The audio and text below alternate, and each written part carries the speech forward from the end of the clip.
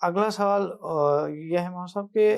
اللہ اور رسول نے جن پر لعنت کی ہے، جیسے ابھی آپ نے بیان فرمایا کہ بہت سارے متعدد گروہوں پر لعنت کی ہے اور یہ لعنت ان کے اعمال کی بنا پر کی گئی ہے،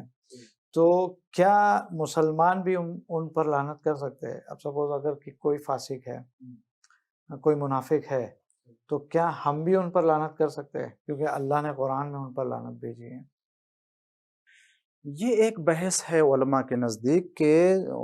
اگر اللہ تعالیٰ نے کسی پر لعنت بھیجی یا رسول اللہ صلی اللہ علیہ وسلم نے لعنت بھیجی، تو آیا یہ لعنت بھیجنے کا سلسلہ آگے بڑھے گا اور امت کو بھی اختیار ہے کہ وہ بھی جو ہے لعنت بھیجے؟ تو دیکھیں، پہلی بات تو یہ ہے کہ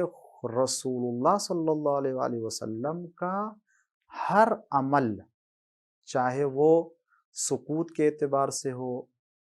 یا اقرار کے اعتبار سے ہو یا عمل کے اعتبار سے، وہ حجت ہوتا ہے امت کے لیے اور مسلمانوں کے لیے۔ تو اگر حضور اکرم نے کسی پر لعنت بھیجی ہے تو یہ لعنت بھیجنا سنت پیغمبر ہے،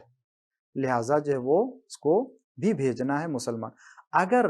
یہ مخصوص خدا سے اور مخصوص رسول اللہ صلی اللہ علیہ وآلہ وسلم سے ہوتا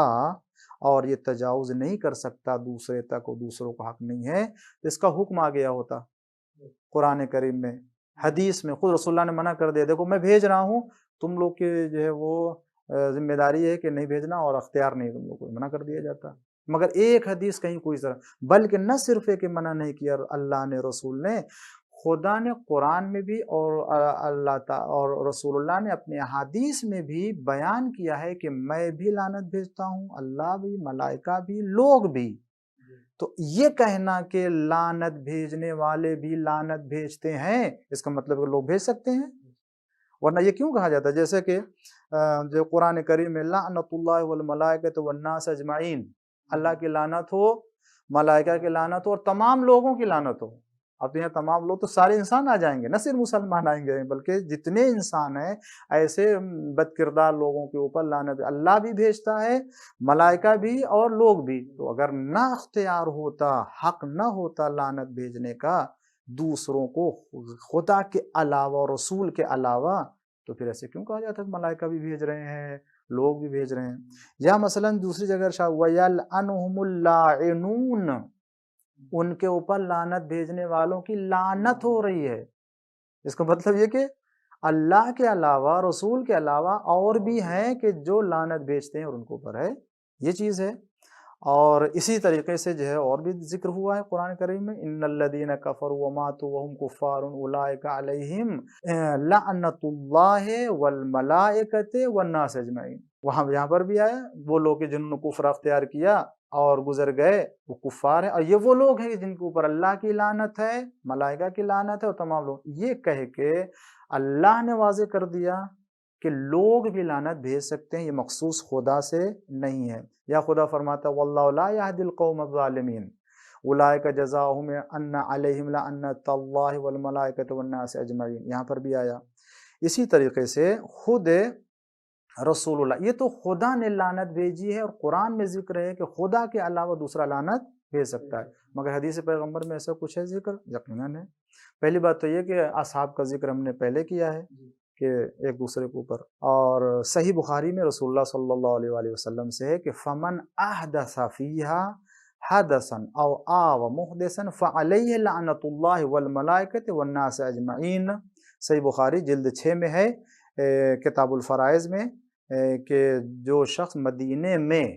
بدعت گزاری کرے، یہ اس میں ذکر ہے، یا کسی بدعت گزار کو پناہ دے، تو اس کے اوپر خدا کی لعنت ہے، ملائکہ کی لعنت ہے اور تمام لوگوں کو اس کے اوپر لعنت ہے۔ یہ صحیح بخاری کی۔ صحیح بخاری میں ہے۔ اگر کوئی شخص بغیر اس کے آقا کی اجازت کے یا جو ہے وہ دوسرے آقا کی اجازت کے جو ہے وہ تو انجام دے اسے، تو اس پر بھی خدا کی لعنت، ملائکہ کی لعنت اور تمام لوگوں کی لعنت ہے۔ تو یہاں پر جو ہے وہ، اور اچھا مسلم نے بھی اس کو نقل کیا ہے اپنے صحیح میں رسول اللہ صلی اللہ علیہ وسلم سے، وَمَنْ اِدَّعَا إِلَى غَيْرِ أَبِي او انتما الی غیر موالی، صحیح مسلم میں کہ اگر کوئی شخص اپنے آپ کو غیر کے فرزند سے نسبت دے اور اپنے آپ کو بتائے، اور جبکہ وہ جو ہے وہ اپنے آپ کو کسی اور کو غلام جبکہ اس کا نہ ہو،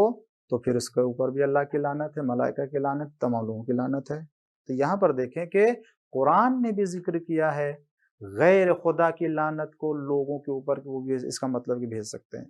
حدیث میں بھی ہے، لہذا اس کا مطلب یہ کہ وہ بھیج سکتے ہیں۔ اور خود حضور اکرم کا حکم ہے کہ دشمن خدا، دشمن